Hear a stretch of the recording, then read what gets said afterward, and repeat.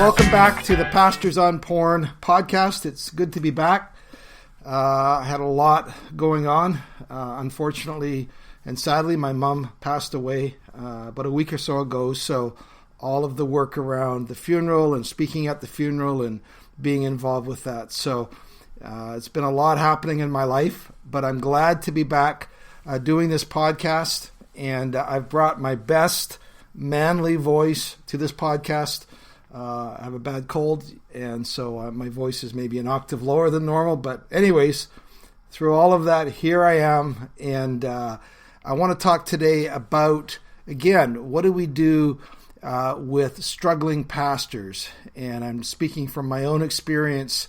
And I have been dealing with this issue from a variety of standpoints, and we'll continue to do so. We'll kind of bounce back and forth. And last podcast, for example, we spoke about how do you work with a struggling pastor if you are, for example, on a church board or your denominational team. And the whole idea there was we were looking at trying to reclaim in a more redemptive way this whole word accountability. How do we do that in a way that actually is redemptive and grace-filled? And so we talked about that word. And today I want to move back into the pastor's world from the pastor's viewpoint and talk about what happens when our world starts to become wobbly. And wobbly is such a great term. I always think of a spinning top, the type that you take and you flip it between your fingers or you flick it and you leave that top in a tight spinning rotation on the table. And all is well, right? But then for some reason, over time, there's a loss of energy, like with the top, centrifugal force, or in our lives, there's a crisis or a conflict, and we find that the top of our lives begins to go wobbly.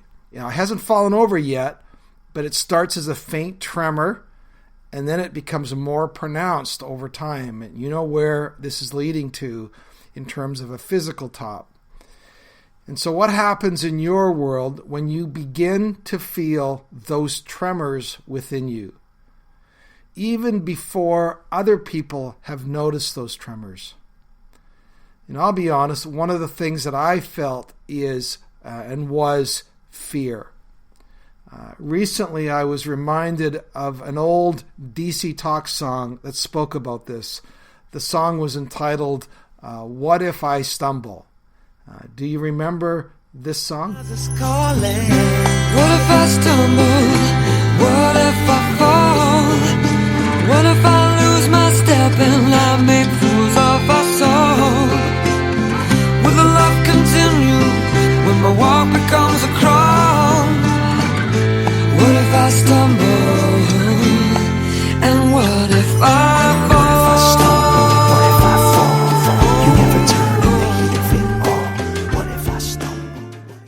And in this song, it talks about the trust in their eyes. And then it says, even though the sky is falling, what if I stumble?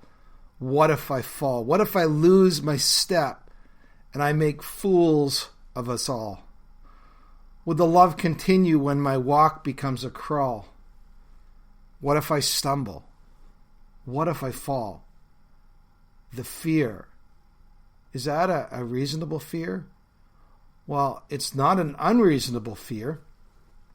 One person that I subscribe to, that I use to sharpen my leadership teeth, so to speak, is the podcaster Carey Nieuwhof. And recently he sent an email that described the fall of another megachurch pastor. He didn't say who it was. I couldn't help myself, so I Googled megachurch pastor fired. And guess what happened? Well, it's like Google went all wobbly. It went all googly because it couldn't choose which pastor I was talking about. There were so many to choose from. And okay, I am not a megachurch pastor, but I represent at least 75 to 80% of the pastors out there whose fall isn't going to make the first page or two of a Google search. But trust me, my fall is going to be as painful in my world as it is in any megachurch pastor's world. I am going to feel as much shame I am going to want to crawl under a rock or move to a place where nobody knows me. My wife is going to be as hurt and angry and embarrassed. My kids are going to be as confused as to why we're having to make all these changes in their lives because of my stupidity. The work I've put in with those outside the church is going to feel like other people are now thinking, especially those outside the faith, are thinking that I am mostly full of it. What if I should stumble? What if I fall? This episode is all about how to deal with that fear, where to start when you begin to wrestle with that. Because I'm a pastor, I can't help it, but I do have 3 things for you to remember, and of course, they all start with the same letter, just to help you remember. And here's 3 simple things that I want to talk about. Here's the first one. Recognize the tremor. You know, sometimes when you were younger, or we're so busy, or we're successful, or we're building things, we just go, man, I don't have time to worry and be consumed with all this worry and fear. I am too busy doing God's work. Anything is, man, just let me do this. Quit talking about everything that could go wrong. I am too busy leading people to the Lord and building and growing church. We're trying to keep a church from getting smaller, or whatever it is. And you might be going, if it's not broke, don't fix it. My car is still running. Yeah, it's been 20, 30, 40,000 clicks since I've did an oil change, and yeah, the engine light is starting to come on, but I am not really wanting to talk about tremors because I don't really recognize that I have any. So you might say, well, how do I know if I have a tremor? Well, I mean, obviously it could be the beginnings of an addictive sort of behavior, something that is beginning to feel unmanageable, but it could be something more subtle than that. Carey Nieuwhof's book, I Didn't See It Coming, he says many of the early signs, are that things are more attitudinal than they even are behavioral. Those are some of the changes that happen to us over time. Now let me say this, a tremor does not disqualify you from ministry. What does disqualify you is failing to address it over a longer period of time. So, do you have a tremor? Do you know what your susceptibilities are? Do you know where stress begins to affect you in your life? For me, I have this skin condition, these rashes that break out. It's almost like I'm unaware of the stress sometimes, but a rash will break out on the side of my nose or my cheek or something. It's just the body's way of putting a little warning light up that's saying something is not all right. So the very first thing is very simple, is to recognize the tremors in your life. Number 2 is resist the urge. Well, what urge are you talking about? The urge to merge, or the urge to look at porn? Or, yeah, it can include that, but I want to talk about an urge which is far more destructive, and that is the urge to cover, the urge to hide, or the urge to power up and cover over with your own makeup version or your own use of foundation. Now, if you miss the makeup metaphor, ask your wife. She'll tell you about foundation, even though I'm sure she doesn't need it. Foundation is what you use to cover over any spots or blemishes. The point is, you naturally want to cover over the things that don't contribute or make you look good. And that is the very thing that will be the beginning of the end for you. You need to have people you can be talking with about how you are really doing, how you really are showing, and how your skin is breaking out, and how things are beginning to affect your marriage or your relationship with your children, or how your weight's going. All of these sorts of things will begin to present themselves, and I'm telling you, resist the urge to cover over.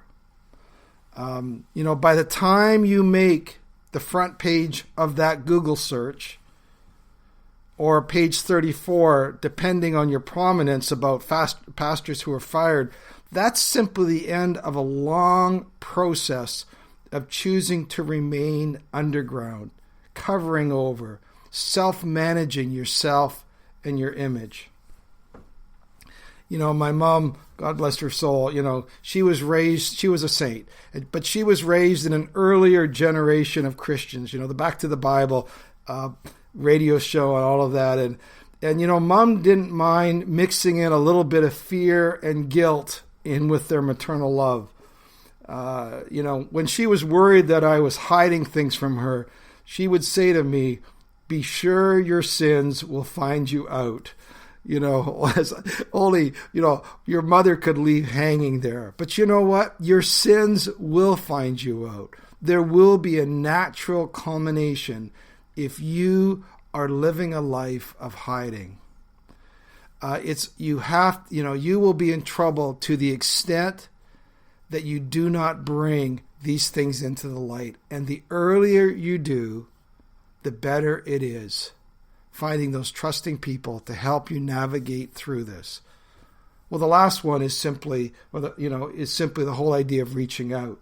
So we had the idea of simply recognizing the tremor, resisting the urge, and now the final one is reaching out, which is just a culmination of the natural conclusion of the earlier two steps. It's reaching out to a counselor, reaching out to another pastor. I think I could be getting in trouble. I think some things are going sideways here. It could be reaching out into and becoming a part of a safe recovery group, like the group we run, our pastors group on bandofbrothers.care.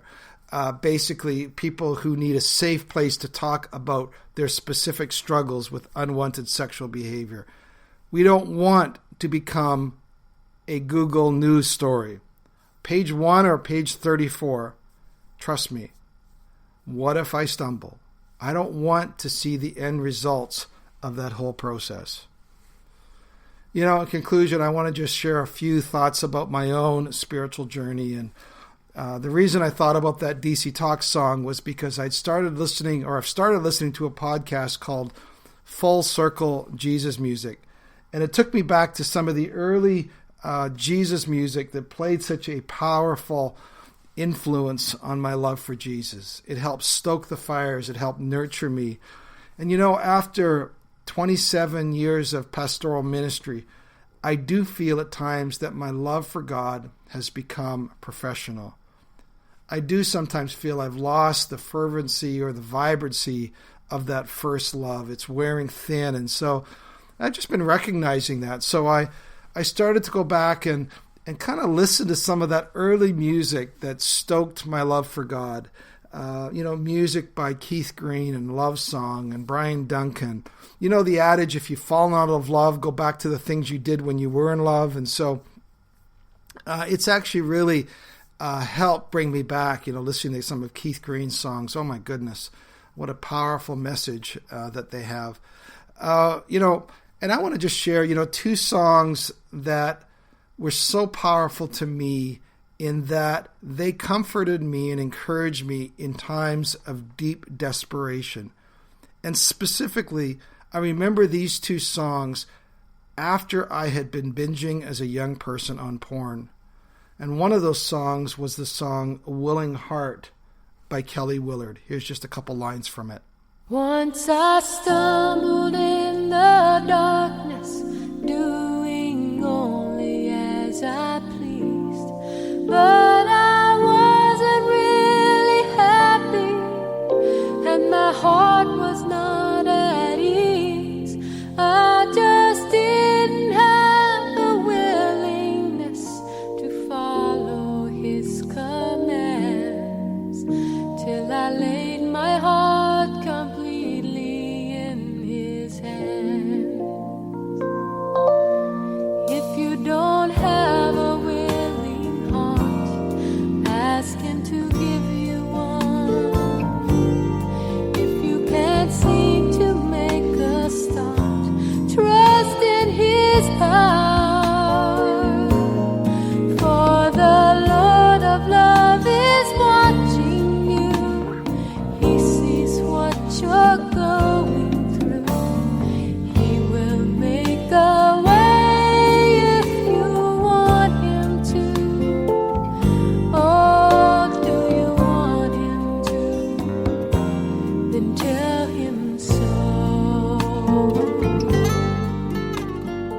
second song that played such a part of recovering from some of those falls in my life was this song by Benny Hester, which was all the story of the prodigal son.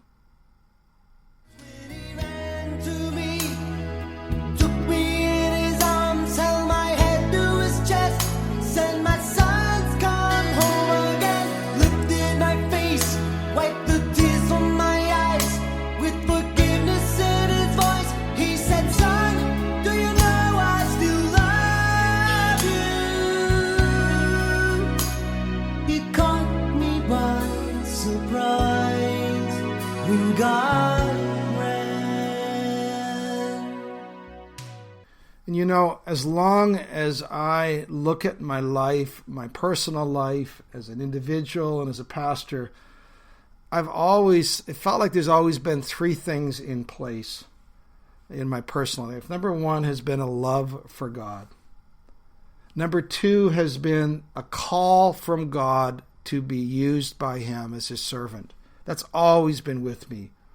But the third thing is there's always been a sense of deep vulnerability to sexual temptation, and porn in particular. And I want to know, as I listened to those songs, I was reminded that it was in those times of deep humility and brokenness. And out of those times, I began to reach out to others as well. God rushed in, oftentimes through brothers and sisters who brought me back to a place of safety. Today I am here as a testament to His faithfulness and the love of a supportive group of people. And I can only hope that you find that same source of hope, strength, and help in your journey. So if you want to reach out to me, please check out our website, bandofbrothers.care, or you can email me at bandofbrothers@shaw.ca. God bless you.